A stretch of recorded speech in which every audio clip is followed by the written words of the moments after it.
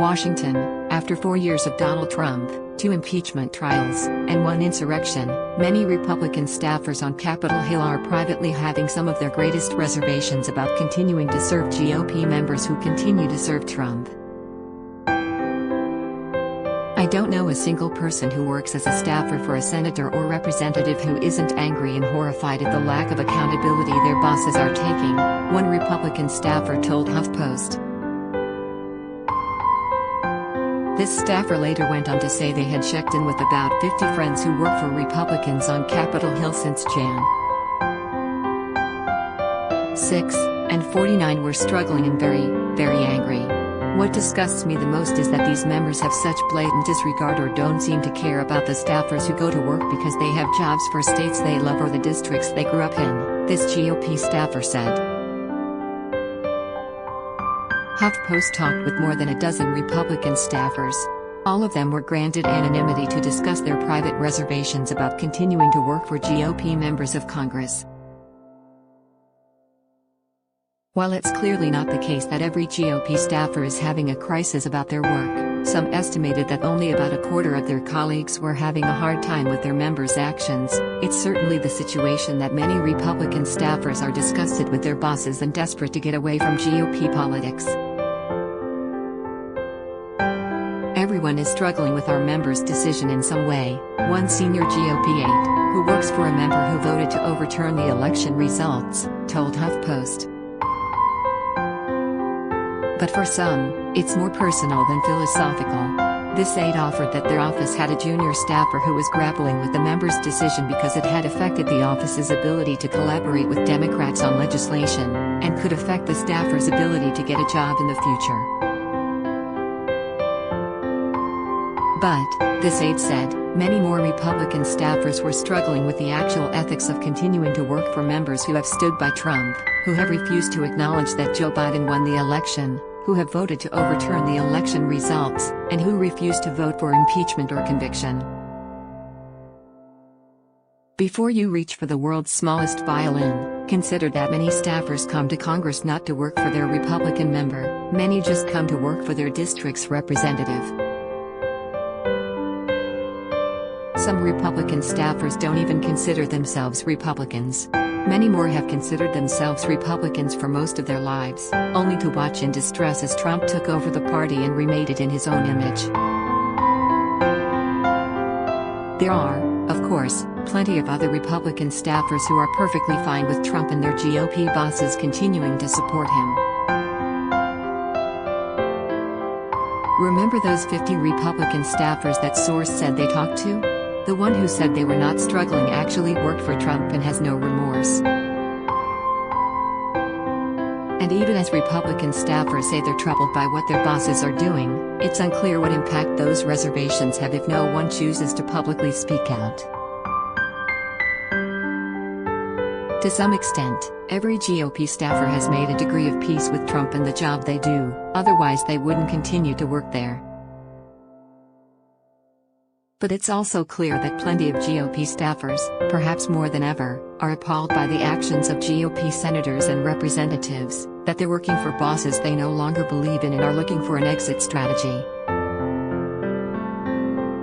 One GOP staffer said there were a number of Republicans who had been struggling with their jobs since Trump first ran.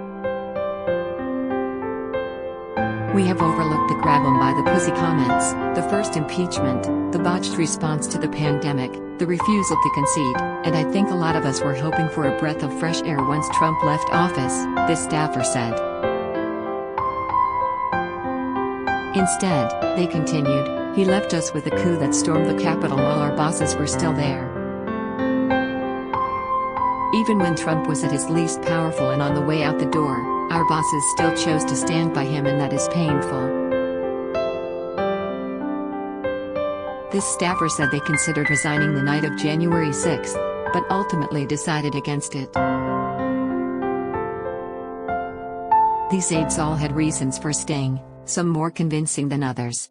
One person cited medical issues and expensive prescriptions and treatment. Several noted that it's difficult to just quit Congress, Because of the low pay, many staffers have no savings, and job opportunities aren't exactly plentiful for former Republican staffers who quit in a blaze of glory. Some said they continue to feel they can act as a moderating influence over their member, and that they would have more influence if they stayed. HuffPost did talk to one aide who had quit in 2020 over ethical concerns about their boss, Sen. Ted Cruz, Republican, Texas. Cruz became a leader of the movement to overturn the election results, and this former aide said that knowing what they know now, they would have never worked for him. It's a complete and utter embarrassment and abdication of what I thought he was, the former Cruz staffer said. I don't know if he changed or if this is just always what he was, but I'm in a sore place about everything. This former aide also said they knew of at least a handful of staffers in the Cruz office who wanted to leave but financially felt they couldn't. I mean, yes, it was because of choices they made. Same choices I made professionally that I wish I would not have now, this former aide said. But it is not an easy place to be in. HuffPost did hear from 3 staffers who said they contemplated resigning the night of Jan. 6. None of them went forward with it, however, and we are unaware of a single GOP staffer who has quit Congress since Jan. 6 over their boss's decisions. A lot wanted to, said one of the staffers who said they had thought about resigning the night of Jan.